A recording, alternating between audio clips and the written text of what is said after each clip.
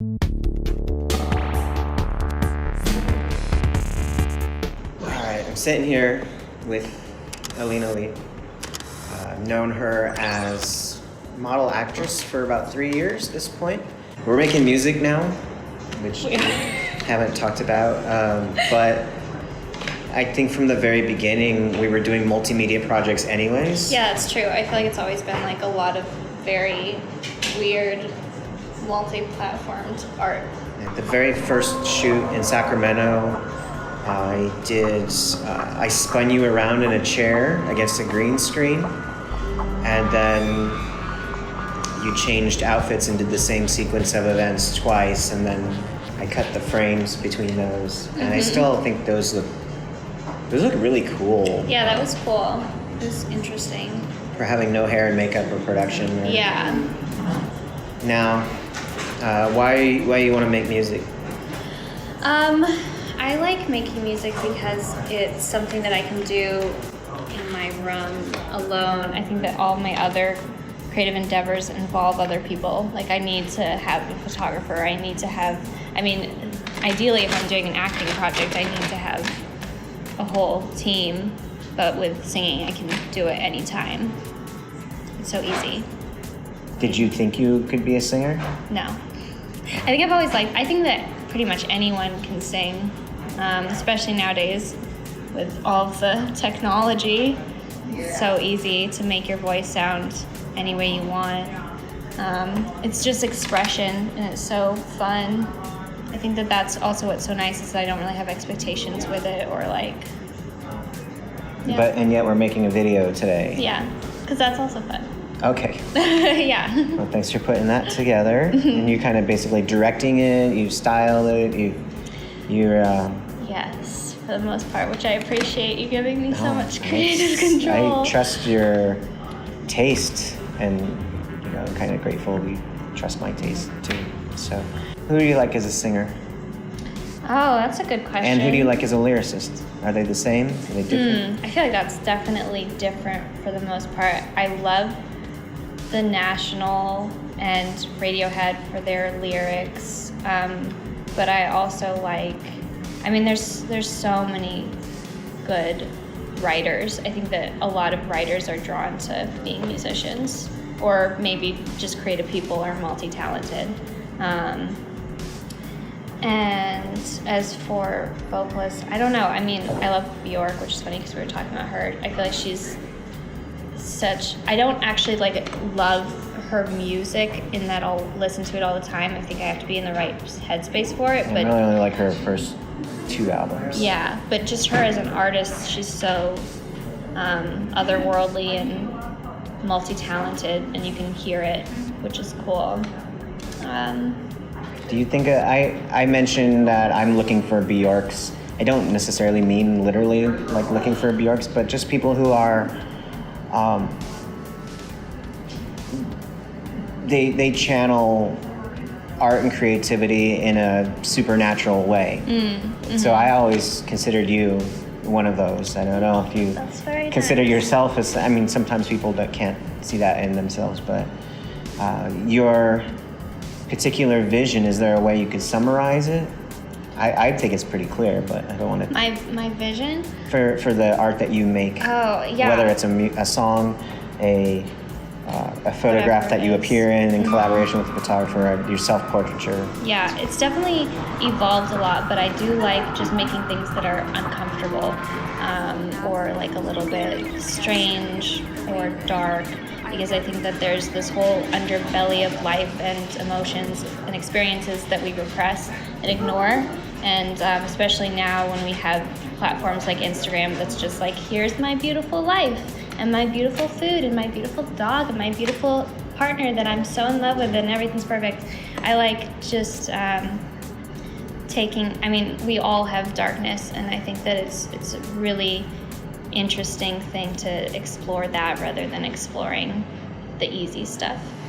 I was thinking, because I sent you Black Star, which I know you know that song before. And, yeah, I love that song. I have made many attempts over the years with, I hate to say models, because a model implies like it's a person that you just sort of position and you know, structure. But I've tried to do portraiture that was not always fashion or not always let's make a weird look, but you know, if somebody is a self-harmer, I want to explore that. And as an artist, I kind of felt like, I'm like, oh, you something interesting and dark about you. I want to take advantage of it. Kind of like I don't remember his last name, but Larry something made a series called Kids. It became a movie, and all his friends were drug addicts. Is that sound familiar? Yeah. That's interesting. I didn't know that was based off a project. Or you know, Sally Mann, who's 2 generations away from being my mentor, but because she was the mentor to my mentor in college. Yeah, I remember you saying that. It's so cool. But it's very hard to get people to be revealing, and I'm not sure if it was a thing in the past where people would be revealing because they didn't expect the work to all of a sudden be in museums, or is it because, like you say, you feel you have to present your best face forward on social media, otherwise people think you're fucking weird. Yeah, totally. Insane. Yeah. How do you feel? I had asked you about really personal work, and you said only lovers would explore it, and they hadn't at this point. I mean, I think that really personal work with me, I think, it's interesting because I think that all of my work is really personal, but I've never felt like ashamed or embarrassed or anything like that with it. It is very vulnerable, but there's still, I guess it's like I know that there's parts of me that will always be hidden to anyone that are just mine, and I keep them to myself, and I think that everyone should do that. But also, I think that good contrast. Yeah, it's so good. But I also think that there is like an intimacy and like a love that you can have with a lover, because it's like, you know, like if someone is taking photos of someone who's asleep or just woken up or something, that's like a level of intimacy that you can't really fake. Yeah. And so it's like a really special thing, and that's why I love photographers' photos of their family and of like close friendships and stuff, because there is this like organic thing to it that's really special. I had a really close friend in Phoenix that her husband didn't really approve of her modeling career, traveling, you know, being around other guys and stuff. I'm married, and I've already, you know, here and there talked about issues that have come up, and you've been in relationships with people who aren't in the industry and also are in the industry. And what are some of your general thoughts, and if you want to be more specific, about being a creative person? It doesn't have to be a model, but just like how it works in a relationship, and when people don't. For me, the struggle is I'm, you know, in LA today. I'm spending my day in a studio making a music video with my singer, not at the beach with my family. So, you know, that's what's happening today. Yeah. For you, what are your thoughts? It's so complicated, and I think that it's hard to even have my say in it, because from person to person, relationship to relationship, it's so different. And of course, I think that my reaction to anything like that is just a projection of my own experiences and reality and things that I've read and whatever else. But I think that, like, if you're a creative person, if you're not expressing that in the way that, in the amounts that you need to, and I think that for each person, I think that everyone's creative, but each person has like a level of that needs to be expressed.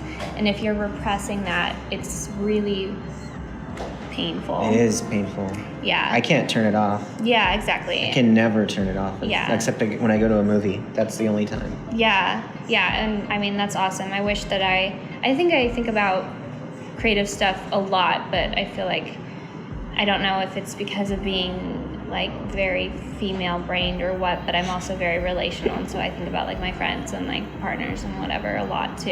And I wish I was just thinking about art, but it's a living hell for the other people. It can be. I mean, I think that it's a tough thing because on one hand, I think that there's two options in a circumstance where there's two options when you're with a creative person or there's a creative dynamic. It's either that you compromise and you both just compromise and he votes for compromise. Yeah, compromise is good. I think that it can be like a really, it can bond you when you're able to do that for each other, of like, I'm doing this for you because I love you, and I'm also doing this for you because I love you. It's a beautiful thing to compromise. Or you just find someone that that you both just fit, and it's like not an issue, and you it's maybe comes up every once in a while, but for the most part it's just easy. I don't know how much harder it is to find that. I think that it is harder to find that. And it also depends on your circumstance, but that's how I feel about it. So a lot of people are giving me advice, but I think yours is the only worthwhile one. Oh. And in regards to like a relationship, you're like, well, that person married you too. Yeah.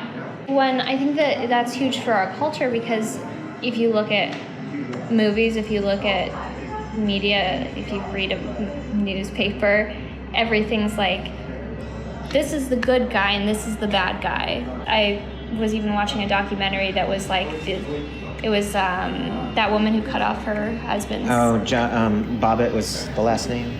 John Wayne Bobbitt was the man. Yeah. And I don't know the woman's Such a cowboy name, but so I was watching that documentary and I could see myself, I caught myself because I was just like, oh, he's the bad one. Wait, no, she's the bad one.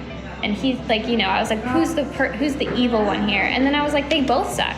They're both fucking evil. What kind of like, I mean, yeah, we laugh because we're humans and that's how we process things, but like cutting off someone's dick, like, that's so fucked. That's not okay. That's never okay. That's not funny.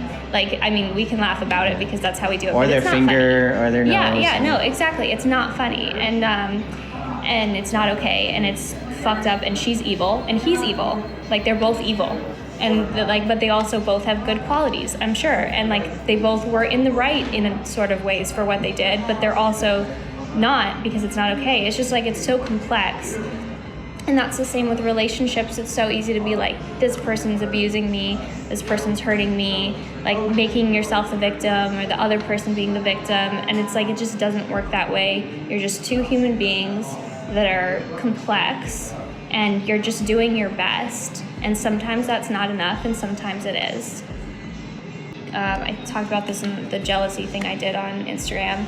And I didn't do a good job of really explaining it, but like, pretty much that your boundaries are yours to uphold. So if someone keeps on breaking your boundaries, like keeps on hurting you, like whether they're doing something that's actually abusive, like screaming at you or verbally abusing you or whatever, or if they're doing something that's hurting you by like spending time with other women, whatever it is, like, that's yours to be like, oh, hey, this is hurting me, and either I need to do something about it. Like, you cannot control another person. You can't tell another person what to do. You can, like, there are some things that you can ask a partner to do, but for the most part, I really believe that there's some things that are so valid, but there are other things that you need to ask yourself, do I either want to do the work of like figuring this out, or is this just too much and too much pain and I don't want to do it, and I want to, like, because ultimately your happiness is your own responsibility and you deserve to be happy. Like, everyone deserves to be happy and everyone's capable of being happy. And like, when you're feeling upset, that's your body telling you something's not right. This is too much for me. And if you ignore it long enough, like, that's so mean to yourself. I did that for so long, of like, something in my body was just like, this isn't right, you're hurting, you're in pain. And I was just like, no, it's fine. And like, you can't do that. It's such a, like, you wouldn't do that to someone that you loved. Why would you do it to yourself? And you should love yourself. Exactly. You should love yourself more than anyone else.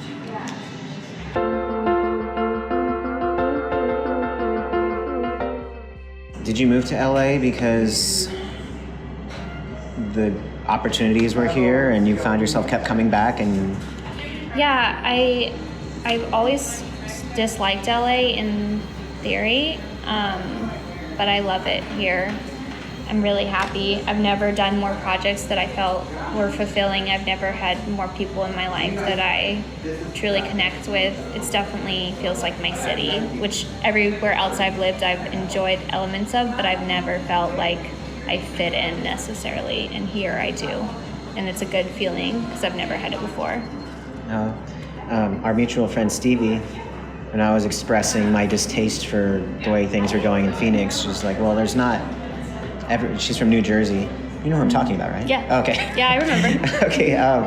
It's like there's in every community that's not like the two big ones, there's people who think bigger is better. And well, no, like the projects that you want to be in are of a larger scale, and you could do what you could do at Raul, but like in Sacramento, you know that something could be better if there was just a little more money, or like the location was better, or the style, like, or people are making mistakes that are like obvious mistakes that shouldn't. Yeah. And it's tough when you're like, I feel like I'm the only one doing my job. Right, and you know that because you have experience traveling around and you've been on bigger, better sets. Or, you know, in my case, I want to be in more museums and stuff, and I've been in one or two in Phoenix, but like, it could be, just feels like you could be more if you were in the major market, like you could connect. Is that something that you felt in Sacramento? Yeah, definitely. I mean, in Sacramento, it was really hard for me to find people that, there's definitely a lot of really talented people in Northern California, but there wasn't a lot who had similar visions to me or wanted to make art like I want to make art. And so it was hard to really have an outlet, and that's why I did the self-portraits, because that was the only way that I could make art that I wanted to make. And since moving here, I haven't had a desire to do self-portraits at all. I think I've taken like 2. Because, that's interesting. Yeah, because I'm just like, I have outlets. I have lots of outlets for creative work. I don't need to do self-portraits. Well, I guess that's all we're going to talk about today. We got some video to shoot. What's the name of our project? I don't know. I have a list to show you, though. Okay, is it here? Yeah, it's on my phone. All right, well, we're going to go look at a list. It's pretty weird to like be filming the video before the song is done, before the band is named, but whatever. See ya.